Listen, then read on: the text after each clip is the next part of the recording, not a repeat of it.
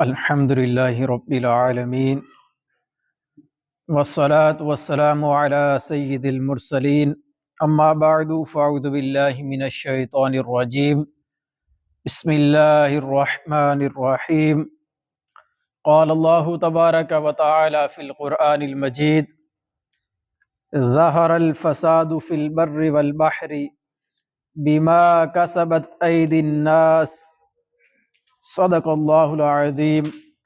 اللہ رب العزت کے فضل و احسان سے شب براءت کی مقدس رات آنے والی ہے۔ یہ بڑی برکتوں اور عظمتوں والی رات ہے۔ اس رات میں اللہ پاک اپنے بندوں پر خصوصی فضل و کرم فرماتا ہے اور لاکھوں لاکھ گناہ گاروں کی اس رات جو ہے وہ بخشش کی جاتی ہے۔ اس رات کے اندر دعائیں قبول ہوتی ہیں اور روزی تقسیم کی جاتی ہے۔ اس رات میں رزق میں برکت کے لیے جو دعا مانگی جائے قبول ہوتی ہے۔ نبی کریم صلی اللہ تعالیٰ علیہ وسلم کا مبارک ارشاد ہے، فرمایا 15 شعبان کی رات یعنی شب براءت کو ایک پکارنے والا پکارتا ہے کوئی مغفرت چاہنے والا کہ اس کی مغفرت کی جائے، ہے کوئی مانگنے والا کہ اسے دیا جائے، پس بدکار عورت اور مشرک کے علاوہ جو بندہ جو بھی حاجت طلب کرتا ہے اس کی حاجت پوری کر دی جاتی ہے۔ کس رات کے اندر؟ شب برات کی رات کے اندر۔ امام فخر الدین رازی رحمۃ اللہ علیہ بہت بڑے عالم دین اللہ پاک کے ولی گزرے ہیں۔ تفسیر کبیر کے اندر آپ فرماتے ہیں کہ شب برات کی 5 خصوصیات ہیں، یعنی ابھی جو 15 شعبان کی رات آنے والی ہے اس کے متعلق فرمایا کہ اس رات کی 5 خصوصیات ہیں۔ نمبر 1 فرمایا اس رات ہر حکمت والا کام بانٹ دیا جاتا ہے۔ مثلا آئندہ سال کیا ہوگا، کون زندہ رہے گا، کون دنیا سے چلا جائے گا، کس کو کتنا رزق عطا کیا جائے گا، یہ ساری چیزیں اس رات کے اندر لکھ دی جاتی ہیں۔ کون اس سال کے اندر جو ہے وہ خوش نصیب حج کے لیے جائے گا، یہ بھی اسی رات کے اندر لکھا جاتا ہے۔ دوسری اس رات کی خصوصیت کیا ہے؟ فرمایا اس رات میں عبادت کے خصوصی فضائل ہیں۔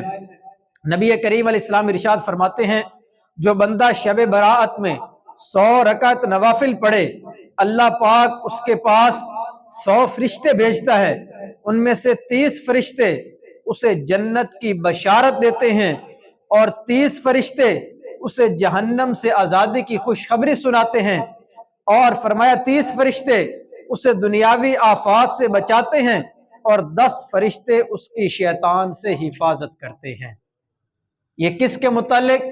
جو شب براءت میں 100 رکعت نوافل ادا کرتا ہے اس کے بارے میں فرمایا ہے۔ یہ بھی شب برات کی خصوصیت ہے۔ تیسرے نمبر پر امام رازی رحمۃ اللہ علیہ فرماتے ہیں کہ نزول الرحمہ، اس رات کے اندر اللہ تبارک و تعالیٰ کی رحمتوں کا نزول ہوتا ہے۔ اللہ پاک کی رحمتیں اپنے بندوں پر چھما چھم برستی ہیں۔ اور چوتھی اس کی فضیلت کیا ہے؟ فرمایا کہ اس رات کے اندر اللہ تبارک و تعالیٰ امت مسلمہ کی بخشش کر کے انہیں جہنم سے آزادی عطا فرما دیتا ہے۔ امت مسلمہ کی بخشش کر کے انہیں جہنم سے آزادی دی جاتی ہے۔ اور 5ویں نمبر پر فرمایا شب برات کے اندر نبی کریم علیہ السلام کا منصب شفاعت مکمل ہوا۔ مطلب کیا؟ فرمایا کہ نبی کریم علیہ السلام نے شعبان کی 13ویں رات اللہ پاک کی بارگاہ میں سوال کیا تو اللہ پاک نے 1/3 امت آپ کے سپرد فرما دی۔ پھر شعبان کی 14ویں رات نبی کریم علیہ السلام نے سوال کیا تو آپ کی 2/3 امت آپ کے حوالے کر دی گئی۔ اور پھر شعبان کی 15ویں رات یعنی شب برات میں نبی کریم علیہ السلام نے اللہ پاک کی بارگاہ میں سوال کیا تو آپ کی ساری امت آپ کے حوالے کر دی گئی۔ تو نبی کریم علیہ السلام نے اللہ تبارک و تعالیٰ کی بارگاہ میں دعا کر کے اپنی امت کو اللہ پاک سے مانگا ہے تاکہ کل قیامت کے دن نبی کریم علیہ السلام اپنے گناہگار امتیوں کی بخشش کر کے ان کو جنت کے اندر داخلہ دلوائیں گے۔ تو یہ نبی کریم علیہ السلام نے اس رات کے اندر مانگا۔ تو یہ 5 خصوصیات ہیں جو اللہ تبارک و تعالی نے خاص طور پر شب براءت کو 15 شعبان کی رات کو عطا فرمائی ہیں۔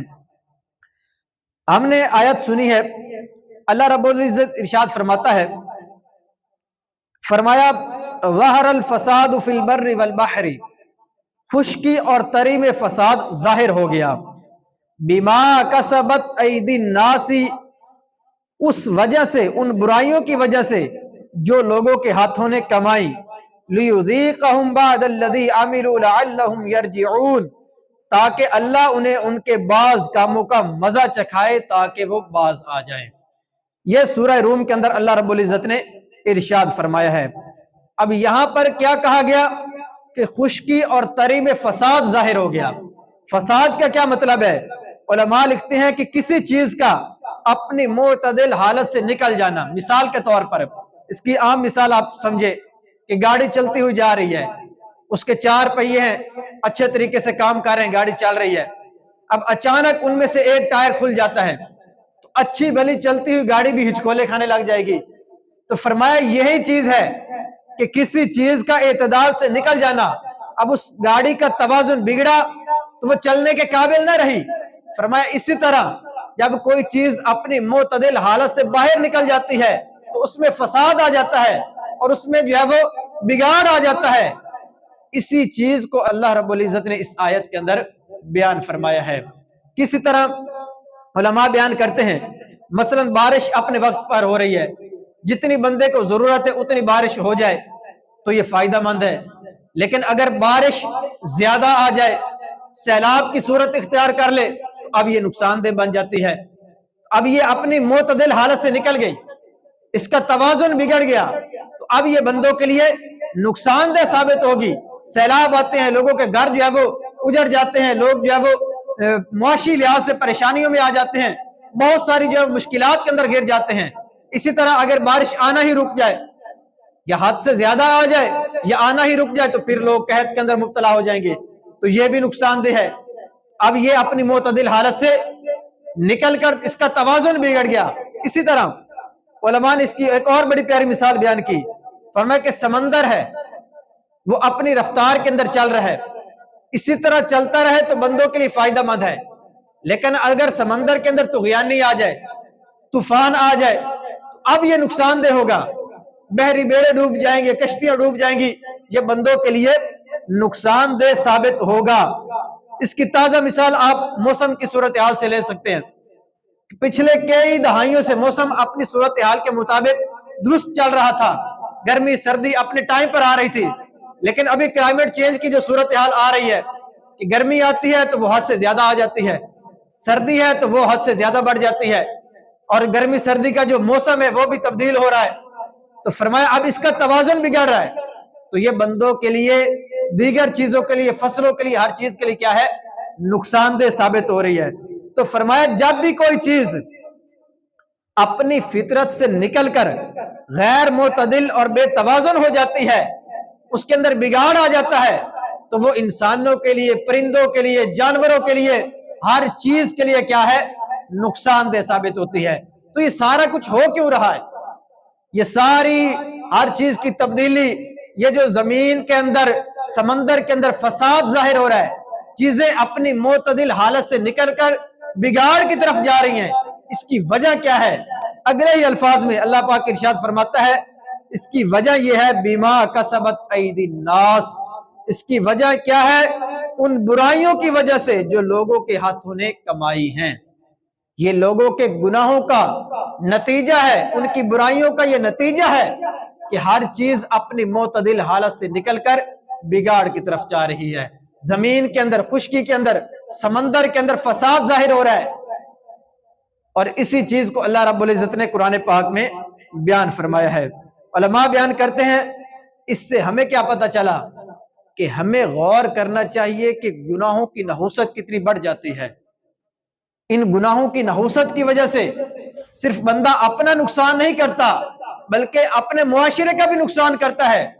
ظاہر سی بات ہے جب یہ ساری چیزیں بندوں کے گناہوں کی وجہ سے ہو رہی ہیں تو بندے کا گناہ صرف اپنے تک محدود نہیں رہا بلکہ اس نے پورے معاشرے کو نقصان پہنچانا شروع کر دیا، اور اس کی وجہ سے دیگر مخلوقات بھی آزمائش میں آ رہی ہیں، جاندار، پرندے اور دیگر جو وہ چیزیں وہ بھی مشکلات کے اندر آ رہی ہیں، تو فرمایا جب بھی بندہ گناہ کرتا ہے اپنی فطرت سے نکل کر، معتدل حالت سے نکل کر بگاڑ کی طرف جاتا ہے تو اس کے گناہ کا اثر صرف اس تک محدود نہیں رہتا، بلکہ اس گناہ کی نحوست پورے معاشرے کو اپنی لپیٹ میں لے لیتی ہے، بلکہ معاشرے کو نہیں، پورے شہر کو لپیٹ کے اندر لے لیتی ہے۔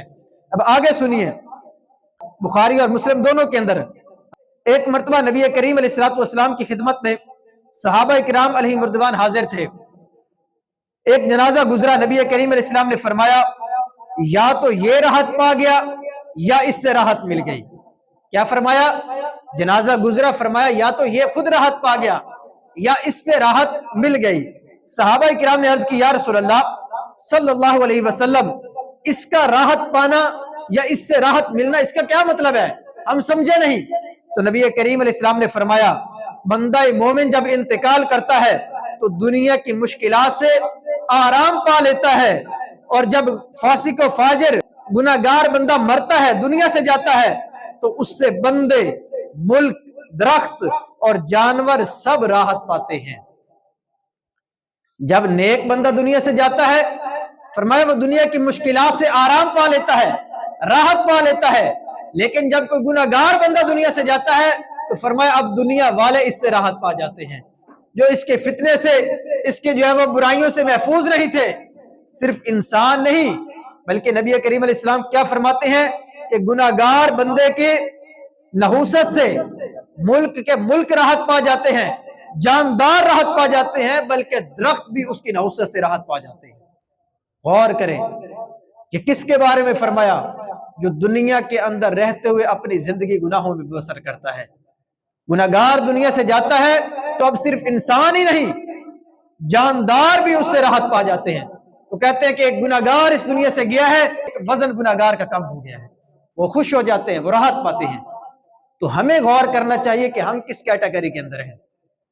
کیا لوگ ہم سے راحت پائیں گے یا ہم دنیاوی تکلیفوں سے، مشکلات سے راحت پائیں گے؟ اگر تو ہم لوگوں کے لیے مشکلات پیدا کرنے کا سبب بن رہے ہیں، فتنے فساد کا سبب بن رہے ہیں، لوگوں کو تکلیفیں پہنچا رہے ہیں، ان کا مال ناحق کھا رہے ہیں، ان کے اوپر بلا وجہ کوئی مار پیٹ کا معاملہ کر رہے ہیں، یا کوئی بھی کسی طریقے سے کسی کو جو ہے وہ ہم مشکلات کے اندر کسی کو ڈال رہے ہیں، تو اب ایسا نہ ہو کہ ہمارے جانے پر صرف انسان ہی نہیں، جانور بھی ہمارے جانے پر خوشیاں منا رہے ہیں۔ کیسا بد نصیب ہوگا وہ شخص جس کے دنیا سے جانے پر لوگ خوشیاں منائے، بلکہ لوگ ہی نہیں، جاندار بھی خوشیاں منائے، درخت بھی خوشیاں منائے۔ کیسا بد نصیب شخص ہوگا۔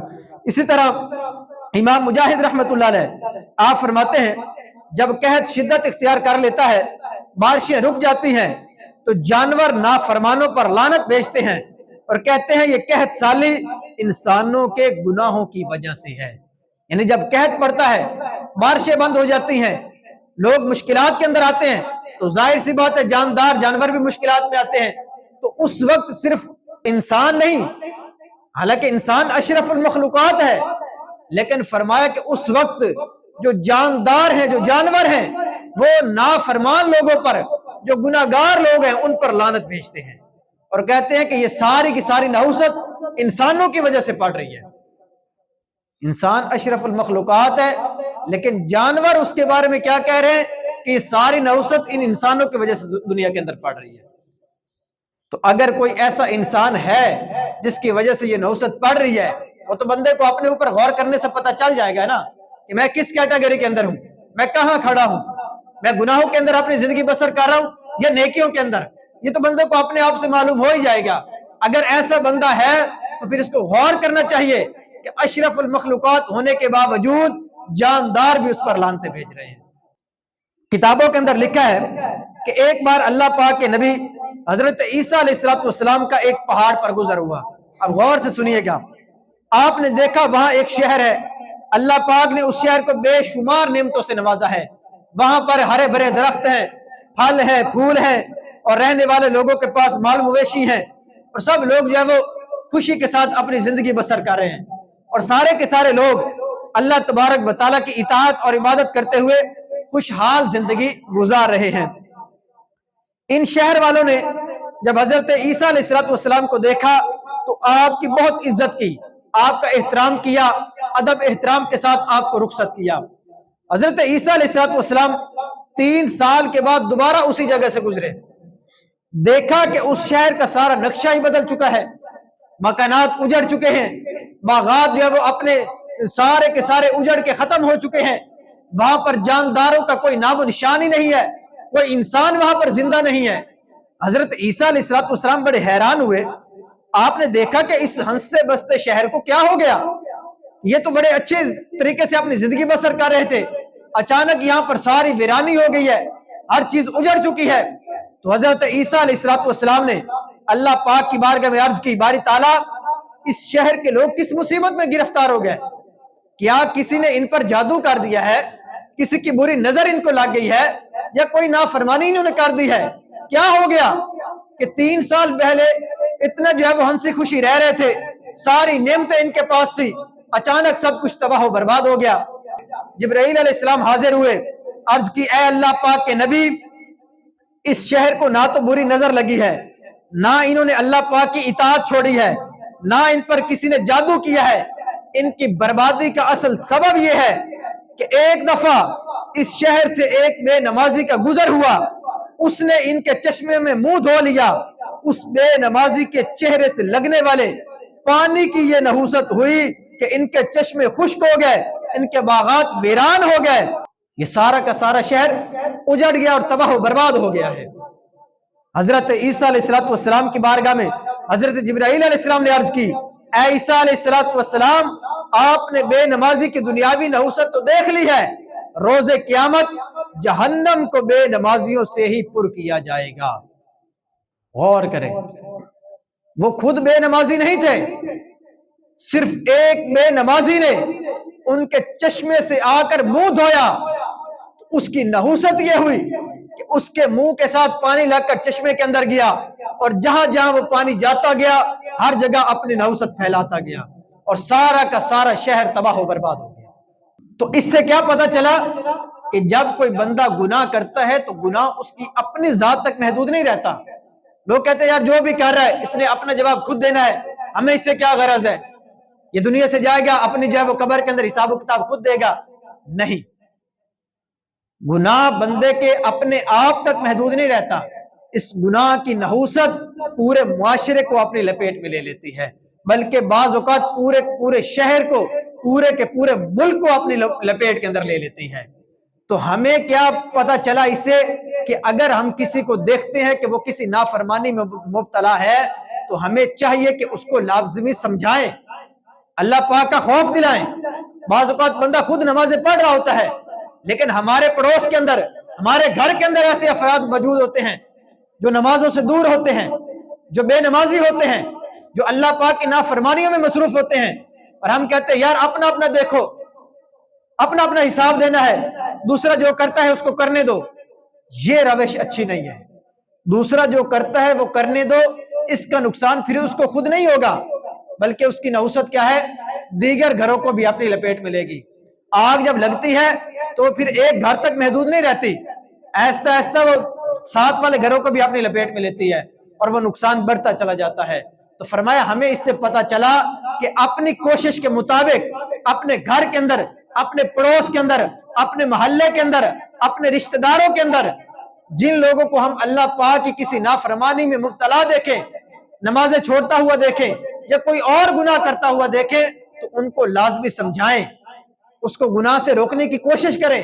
اگر وہ رک جائے گا تو اس کا ثواب اللہ تبارک و تعالیٰ روکنے والے کو بھی عطا فرمائے گا، اور اس کی نحوست سے دیگر معاشرہ بھی محفوظ ہو جائے گا۔ پھر آگے سنیے، حضرت ام سلمہ رضی اللہ تعالی عنہ فرماتی ہے نبی کریم علیہ السلام نے فرمایا جب زمین میں برائی پھیل جاتی ہے تو اللہ پاک اس کا وبال اہل زمین پر اتارتا ہے۔ حضرت ام سلمہ رضی اللہ تعالی عنہ فرماتی ہیں میں نے عرض کی یا رسول اللہ صلی اللہ علیہ وسلم چاہے اس قوم میں نیک لوگ بھی موجود ہوں؟ تو نبی کریم علیہ السلام نے فرمایا ہاں، نیک لوگ بھی برائی کے وبال کی لپیٹ میں آ جاتے ہیں، مثلا گناہوں کے سبب سیلاب آ گیا تو اب نیک لوگ بھی اس سیلاب کے اندر مبتلا ہوں گے، پریشان ہوں گے، مصیبتیں اٹھائیں گے، اور پھر فرمایا کہ ان نیک لوگوں کو اللہ تبارک و تعالیٰ کی رحمت کی طرف پھیر دیا جاتا ہے۔ غور کریں کہ جب کوئی گناہ کرتا ہے تو اس کی نحوست سے دیگر افراد کیسے متاثر ہوتے ہیں، नबी करीम अलैहिस्सलाम फरमाते हैं भले उस मुआशरे के अंदर नेक लोग भी मौजूद हों, लेकिन जब अल्लाह तबारक व तआला उन पर अपनी जो है वो रहमतों का नज़ुल रोक लेता है तो वो नेक लोग भी उसकी लपेट में आ जाते हैं। तो हम ये सोचते हैं यार हम तो नमाजें पढ़ रहे हैं, हमें किसी से क्या गरज है, वो नहीं पढ़ेगा तो जहन्नम में जाएगा, खुद जवाब देगा, हम खुद तो गुनाहों से बचे हुए हैं, कोई और नहीं बचता तो हमें इससे क्या गरज। ये रवश अच्छी नहीं है। जब गुनाहों की नहुसत पड़ती है तो नेक लोग भी उसकी लपेट में आ जाते हैं। वो इस वजह से नहीं लपेटे जाते कि वो खुद गुनाहगार हैं, बल्कि इस वजह से कि उन्होंने किसी को गुनाह से रोकने की कोशिश नहीं की। वो इसी सोच के अंदर रहे कि हम गुनाह से बचे हुए हैं तो बस हमारे लिए काफी है। फरमाया ये रविश इस्लाम के अंदर अच्छी नहीं है। अल्लाह तबारक व तआला ने कुरान पाक के अंदर पिछली कौमों के अज़ाबात को जिक्र फरमाया है कि कौम नूह ने ये गुनाह किया, उस पर अल्लाह तबारक व तआला ने ये अजाब नाजिल फरमाया। कौम हूद ने ये गुनाह किया, उन पर ये अजाब आया। इसी तरह कौम लूत ने ये गुनाह किया, उन पर जो है वो ये अजाब आ गया। आज भले ज़ाहिरी तौर पर मजमूई अजाब हम पर नहीं आता, लेकिन अल्लाह तबारक व तआला की तरफ से बेबरकती तो हमारे पास भी आ रही है। घरों के अंदर लड़ाई झगड़े, रिज़्क के अंदर कमी, कहते हैं कि यार महीने के अंदर इतना कमाते हैं, पूरी नहीं पड़ती। ये सारी नहुस्तें तो हमारे पास भी आ रही है ना। भले बहसीयत मजमूई अजाब नहीं आया कि हमने गुनाह किया और सारे के सारे तबाह बर्बाद हो जाएं, ऐसा तो नहीं हुआ, लेकिन फरमाया कि कम अज कम हर फर्द के पास उसकी नहुसत गुनाह की पहुंच रही है। वो तंगदस्ती की सूरत में हो, बेरोजगारी की सूरत में हो, घरेलू लड़ाई झगड़े की सूरत में हो, वो किसी भी हालत में हो, लेकिन उसका अजाब और उसकी नहुसत बंदे को लाजमी पहुंच रही है। और उलमा ने यहां तक लिखा है पिछली कौमों के ऊपर अल्लाह तबारक व तआला का अजाब जिस्मानी आता था कि उन पर अजाब आया, वो सारे के सारे हलाक कर दिए गए। उन पर अजाब आया, वो सारे के सारे बंदर या खिंजीर बना दिए गए। आज हम वो सारे गुनाह कर रहे हैं। नंबर एक तो हम नबी करीम अलैहिस्सलाम की दुआओं की वजह से महफूज हैं। अल्लाह रब्बुल इज्जत ने क्या फरमाया कि ए महबूब, जब तक आप इनके अंदर तशरीफ फरमा है मैं इन पर अजाब नाजिल नहीं करूंगा। नंबर एक तो नबी करीम अलैहिस्सलाम की बरकत की वजह से बच गए, और दूसरे नंबर पर फरमाया पिछली कौमों पर जिस्मानी अजाब आता था और उम्मत मुस्लिमा के ऊपर रूहानी अजाब अल्लाह तबारक व तआला नाजिल फरमाता है। रूहानी अजाब क्या होता है कि बंदे का दिल पलट दिया जाता है। बंदे का दिल जब पलट जाता है तो फिर उसको उससे नेक आमाल की तौफीक छीन ली जाती है। वो नेक आमाल से दूर हो जाता है और अल्लाह तबारक व तआला की नाफरमानी में मुब्तला हो जाता है। तो पिछली कौमों पर जिस्मानी अजाब आते और उम्मत मुस्लिमा के ऊपर क्या है, रूहानी अजाब आ रहे हैं। इनके दिलों के ऊपर अल्लाह तबारक व तआला ऐसी मोहर लगा देता है कि बंदा फिर नेक आमाल से दूर होता होता ऐसा नाफरमानी में पड़ जाता है कि फिर उसे तौबा की तौफीक भी नहीं मिलती।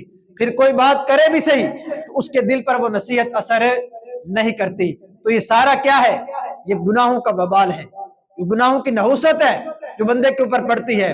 बाद लोग समझते हैं ना यार हमें कोई बीमारी नहीं आई, हमें कोई मुश्किल ही नहीं आती, हम गुनाह भी कर रहे हैं, हमें रोजी तो वैसे ही मिल रही है, हम अच्छे तरीके से, हमें कोई बीमारी भी नहीं लगी, हम सेहतमंद जिंदगी गुजार रहे हैं। तो इसका यह मतलब नहीं कि वो बंदा कोई अच्छे अमाल कर रहा है। इसका मतलब यह है कि जाहिरी तौर पर उसे कोई मुसीबत नहीं आई, लेकिन नेक अमाल की तौफीक का छिन जाना यह सबसे बड़ी बुराई है जो उसको पहुंच जाती है। लेकिन इस तरफ हमारी तवज्जो नहीं होती। नमाजें ना पढ़ना, ज़कात अदा ना करना, फर्ज रोजे ना रखना, लोगों के हकूक की पामालियां करना, दीगर नाजायज और हराम कामों के अंदर पड़ना, सूद रिश्वत इसके अंदर पड़ जाना, ये सारे के सारे गुनाहों के वबाल ही हैं। ये गुनाहों की नहुसत है जो अल्लाह तबारक व तआला की तरफ से आती है और बंदे का दिल पलट दिया जाता है। मुफ्ती अहमद यार खान नईमी रहमतुल्लाह अलैह आप फरमाते हैं कि दिल बिगड़ने की 3 निशानियां हैं। क्या कहा कि इस उम्मत के ऊपर रूहानी अजाब आता है, दिल उलट दिए जाते हैं। अब वो कैसे पता चलेगा? फरमाते पहले नंबर पर इताअत में लज्जत नसीब नहीं होती। बंदा नमाज पढ़ भी रहा है लेकिन उसकी लज्जत नसीब ही नहीं हो रही। बस वो एक आदत के तौर पर बंदा नमाज पढ़ भी लेता है लेकिन कोई लज्जत, कोई सरूर, वो उसको लुत्फ आ ही नहीं रहा। दूसरे नंबर पर फरमाया गुनाहों से खौफ महसूस नहीं होता। बंदा हराम काम किए जा रहा है लेकिन उसको ये खौफ ही नहीं आ रहा कि मैंने मर कर दुनिया से भी जाना है, मैंने अल्लाह पाक की बारगाह में पेश होना है, मैंने अपने अमाल का हिसाब देना है। یہ خوف ہی اس کے دل سے نکل جاتا ہے۔ تو فرمایا یہ دل بگڑنے کی نشانی ہے، یہ دل کے الٹ جانے کی نشانی ہے۔ اور تیسرے نمبر پر فرمایا کسی کی موت سے بندہ عبرت حاصل نہ کرے، کسی کی موت سے عبرت نہ پکڑنا، یہ بھی بندے کے دل کے بگڑنے کی، دل کے الٹ جانے کی نشانی ہے۔ ہم ان تینوں چیزوں پر غور کریں۔ آج ہمارے ہاں یہ تینوں چیزوں کثرت کے ساتھ پائی جا رہی ہیں۔ عبادت میں لذت ہمیں نصیب نہیں ہو رہی، گناہوں کا خوف ہمیں محسوس نہیں ہو رہا، حرام کام کیے جا رہے رکنے کا نام ہی نہیں لے رہے، سود کھائے جا رہے ہیں، رشوت لیے جا رہے ہیں، نمازیں چھوڑے جا رہے ہیں، فرض روزے رمضان کے قضا کیے جا رہے ہیں، لوگوں کے حقوق و العباد کی پامالیاں کیے جا رہے ہیں، لیکن خوف ہی نہیں آ رہا یار ہم نے مرنا بھی ہے، ہم نے حساب بھی دینا ہے۔ یہ دل بگڑنے کی نشانی ہے، یہ دل کے الٹ جانے کی نشانی ہے۔ اور فرمایا کہ کسی کی موت سے عبرت نہ پکڑنا، یہ تو ہمارے ہاں اتنا عام ہو چکا ہے کہ لوگ نماز جنازہ پڑھنے جاتے ہیں اور پیچھے کہہ کے لگا کر ہنس رہے ہوتے ہیں، اپنی دنیاوی گفتگو کے اندر مصروف ہوتے ہیں، وہاں جنازے کے اوپر کھڑے ہو کر بھی لوگ غیبتیں کر رہے ہوتے ہیں، چغلیاں کر رہے ہوتے ہیں، اور دیگر جو ہے وہ ناجائز کاموں میں مصروف ہوتے ہیں۔ جنازہ آگے پڑا ہے، تھوڑی دیر کے بعد اس کو اپنے ہاتھوں سے دفن کرنا ہے، لیکن عبرت حاصل ہی نہیں کر رہے۔ تو کیا فرمایا کہ یہ دل کے الٹ جانے کی نشانی ہے، یہ دل کے بگڑ جانے کی نشانی ہے۔ جس کا دل بگڑ جاتا ہے فرمایا پھر دنیا کی جتنی مرضی نعمتیں اس کو مل جائیں وہ اس کے کسی کام کی نہیں ہے، وہ کھائے گا دنیا سے چلا جائے گا، مال آیا جب اس نے دنیا سے جانا ہے مال نے تو ادھر ہی رہ جانا ہے، دیگر جو ساری چیزیں وہ ادھر ہی رہ جانی ہے۔ جب دل پلٹ گیا، نیک اعمال کی توفیق نہیں ملی، تو اب خالی ہاتھ اگر اسی حالت میں دنیا سے چلا گیا تو پھر اللہ تبارک و تعالیٰ کی بارگاہ میں کیسے پیش ہونا ہے، پھر وہاں پر کیسے جواب دینا ہے۔ اس طرف ہمیں لازمی توجہ کرنی چاہیے۔ ہم ایسی چیزیں سننا پسند ہی نہیں کرتے، ہمارا آج المیہ بھی یہی ہے نا، ہم ایسی چیزیں سننا گوارا ہی نہیں کرتے۔ ہم کہتے ہیں کہ اور کوئی چیزیں ہوں، ظاہری طور پر ہمیں فضائل بیان کیے جائیں کہ ہاں بھائی جو کام کرتے رہو اللہ پاک بڑا غفور و رحیم ہے، وہ بخش دے گا، آپ بخشے بخشائے ہیں۔ ہم ایسے بیانات سننا پسند کرتے ہیں، لیکن گناہ کرنے کا عذاب، گناہ کرنے کی وعیدیں اور نیک اعمال چھوڑنے کی وعیدیں، یہ ساری قرآن و حدیث کے اندر بیان کی گئی ہیں، اور علماء کی یہ ذمہ داری لگائی گئی ہے کہ لوگوں تک پہنچائیں۔ ہم اپنی ذمہ داری ادا کر رہے ہیں، اگر کوئی عمل نہیں کرتا تو کل قیامت کے دن اللہ پاک کی بارگاہ میں اس نے اپنا حساب خود ہی دینا ہے۔ اس کے پاس یہ عذر باقی نہیں رہے گا کہ ہمیں تو بتایا ہی نہیں گیا، ہمیں تو کچھ معلوم ہی نہیں تھا، ہمیں تو پتہ ہی نہیں تھا کہ یہ گناہ کرنے سے، یہ کام کرنے سے اتنا گناہ ملتا ہے۔ تو یہ ساری چیزیں ہمیں بتائی جا رہی ہیں، ہم اگر سننا پسند کریں یا نہ کریں، کم از کم مر کے قبر میں جانا تو ہے ہی صحیح، اس سے تو کسی کو انکار نہیں ہے نا۔ پھر وہاں جا کر کیسے حساب دینا ہے، یہ بندے کو اپنے آپ میں خود ہی غور کرنا ضروری ہے۔ جب کوئی بندہ گناہ کرتا ہے تو اس کی نحوست بندے کے اوپر کیسے پڑتی ہے۔ آخری بات میں عرض کر کے بیان ختم کرتا ہوں۔ حضرت سیدنا عمر فاروق اعظم رضی اللہ تعالیٰ عنہ فرماتے ہیں گناہ اگرچہ ایک ہی ہو اپنے ساتھ 10 برائیاں لے آتا ہے۔ نمبر 1 فرمایا گناہ کرنے والا اللہ پاک کو غضب دلاتا ہے۔ نمبر 2 فرمایا گناہ کرنے والا شیطان کو خوش کرتا ہے، گناہ کرنے والا جنت سے دور ہو جاتا ہے، گناہ کرنے والا جہنم کے قریب ہو جاتا ہے، گناہ کرنے والا خود اپنے آپ پر ظلم کرتا ہے۔ فرمایا گناہ کرنے والا اپنے باطن کو ناپاک کر لیتا ہے، گناہ کرنے والا اعمال لکھنے والے فرشتوں کو تکلیف دیتا ہے، انہیں نہ چاہتے ہوئے بھی اس کی برائیاں لکھنا پڑتی ہیں، ان کو تکلیف ہوتی ہے۔ فرمایا گناہ کرنے والا نبی کریم علیہ الصلوۃ والسلام کو غمگین کرتا ہے۔ جب کوئی بندہ گناہ کرتا ہے تو نبی کریم علیہ السلام غمگین ہوتے ہیں، غمزدہ ہوتے ہیں، انہیں تکلیف ہوتی ہے جب کوئی امتی گناہ کرتا ہے۔ فرمایا گناہ کرنے والا زمین و آسمان کو اپنے خلاف گواہ بنا لیتا ہے، گناہ کرنے والا انسانوں سے خیانت کرتا ہے اور اللہ رب العالمین کی نافرمانی کرتا ہے۔ یہ ایک گناہ ہے، بھلے چھوٹے سے چھوٹا گناہ ہے، فرمایا جب کوئی گناہ کرتا ہے تو یہ 10 نقصان، یہ 10 نحوستیں اس بندے کو لازمی مل جاتی ہیں۔ اللہ تبارک و تعالی ہمیں اس بارے میں غور و تفکر کرنے کی، سوچنے کی توفیق عطا فرمائے۔ آمین بجاہ النبی الامین صلی اللہ علیہ وسلم۔